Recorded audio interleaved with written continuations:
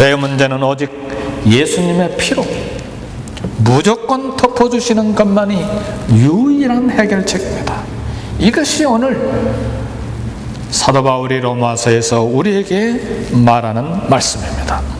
본문 5장 1절 말씀 보니까 우리가 믿음으로 의롭다 하심을 받았으니 라고 선언을 했는데, 이 의롭다 하심을 받았다는 말은, 믿음으로 의롭다 하심을 받았다는 말은 믿음으로 죄 문제가 해결됐다, 용서됐다 말입니다.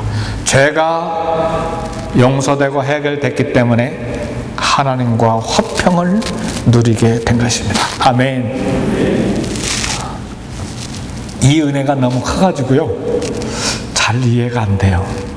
그래서 많은 이 은혜를 아는 사람들이 여러 가지 글들을 썼는데, 그 글 중에 하나가 여러분이 잘 아는 기독교 작가인 필립 얀시라고 하는 사람이 놀라운 하나님의 은혜라는 책에서 여러 가지 비유를 썼는데, 이 은혜를 설명하는 책 중에 이 책이 탁월합니다.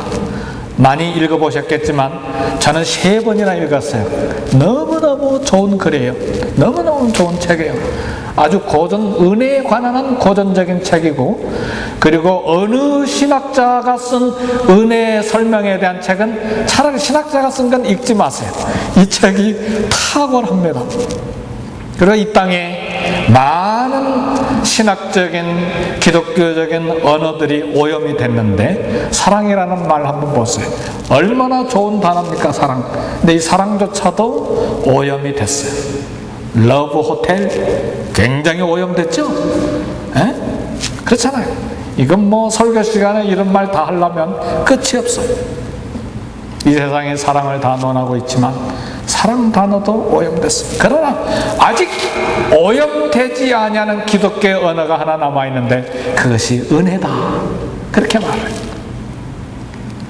이분이 이 책에서 은혜를 설명하면서 조그만 이야기를 설명해 놓았는데, 이 이야기가 은혜를 다 설명하지는 못하지만 부분적으로 은혜가 무엇인가에 대한 것을 이해할 수 있는 아이디어를 얻을 수가 있습니다. 로스앤젤레스의 한 사학가가 모험 여행을 돈벌이에 이용하기로 했어요.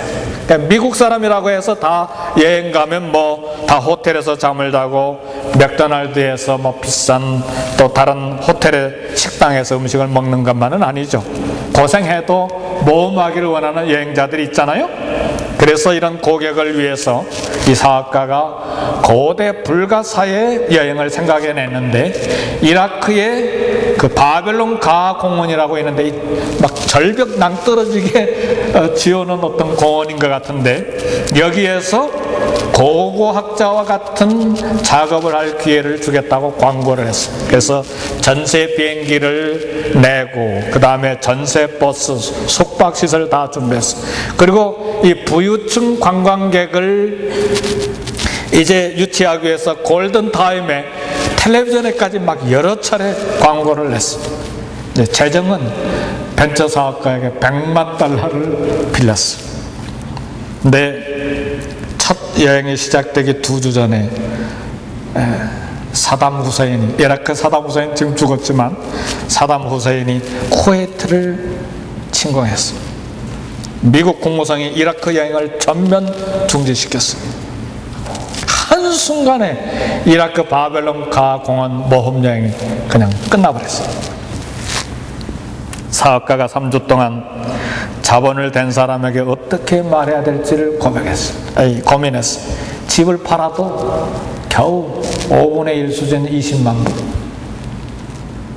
한없이 마음이 무거웠어요. 결국 한 달에 $5,000씩 평생 동안 갚기로 이렇게 계약서를 하나 만들었어요. 근데 계약서는 쓰기는 썼지만 한 달에 매달 $500도 아니고 매달 이렇게 많은 돈을 어떻게 갚아? 갚지 않으면 신용은 끝장에.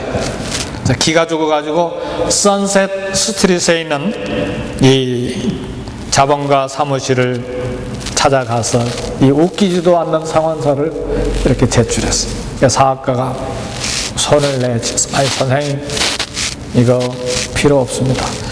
나도 투기사학과인데 이익을 볼 때도 있고 손해를 볼 때도 있습니다.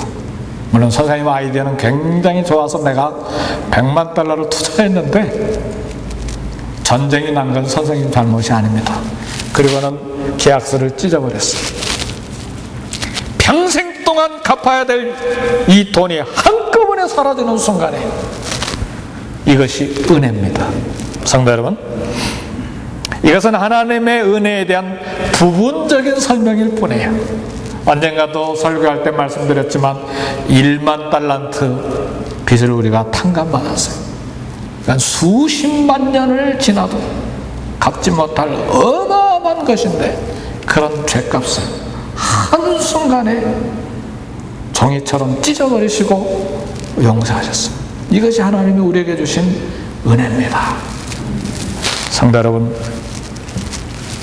여기서 작가가 말하고자 하는 것은 하나님께서 우리에게 베풀어 주신 은혜에 관한 이야기인데, 은혜라고 하는 것은 하나님의 마음에 들 만한 어떤 선한 공로가 있어서 주어진 것이 아니고 거저 주어진 거예요. 거저 공짜로 주어진 것입니다.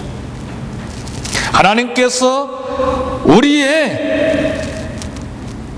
화평의 관계를 만들어 주신 것은 바로 은혜라는 말입니다.